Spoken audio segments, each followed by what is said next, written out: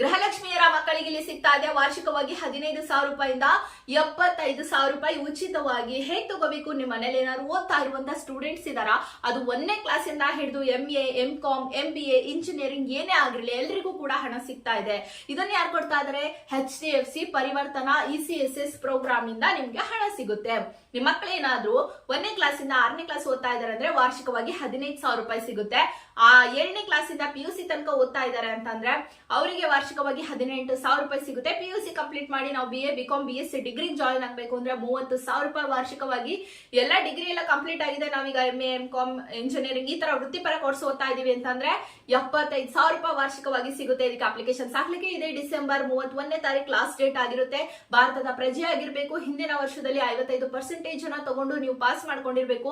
ಆರ್ಥಿಕವಾಗಿ ಕಷ್ಟ ಇದೆ, ನಮ್ಗೆ ಓದಕ್ಕೆ ಆಗ್ತಾ ಇಲ್ಲ, ಹಿಂದುಳಿದಂತ ವರ್ಗದ ವಿದ್ಯಾರ್ಥಿಗಳು ಓದ್ಲಿ ಅನ್ನೋದಕ್ಕೋಸ್ಕರ HDFC ಬ್ಯಾಂಕ್ ಅವರು ಈ ರೀತಿಯಾಗಿ ಹಣ ಸಹಾಯ ಅಂದ್ರೆ ಸ್ಕಾಲರ್ಶಿಪ್ ರೀತಿಯಲ್ಲಿ ಕೊಡ್ತಾ ಇದ್ದಾರೆ.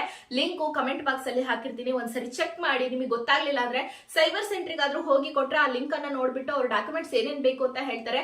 ಒಂದ್ ಡಾಕ್ಯುಮೆಂಟ್ ಮಿಸ್ ಆದ್ರೂ, ಲೈಕ್ ಈಗ ನಾನು ಪ್ರಿನ್ಸಿಪಲ್ ಸೈನು, ರಶೀದಿಗಳು, ರಿಸಿಪ್ಟ್ ಎಲ್ಲ ಹೇಳಿರ್ತಾರೆ, ನೀವು ಒಂದು ಮಿಸ್ ಮಾಡಿದ್ರು ಕೂಡ ಬರಲ್ಲ, ರಿಜೆಕ್ಟ್ ಆಗುತ್ತೆ.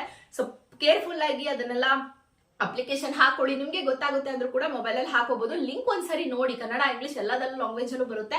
ಸೊ ಒಂದ್ಸರಿ ನೋಡಿ, ನಿಮಗೆ ಗೊತ್ತಾಗುತ್ತೆ, ಐಡಿಯಾ ಬರುತ್ತೆ. ಓಕೆನಾ? Thank you so much.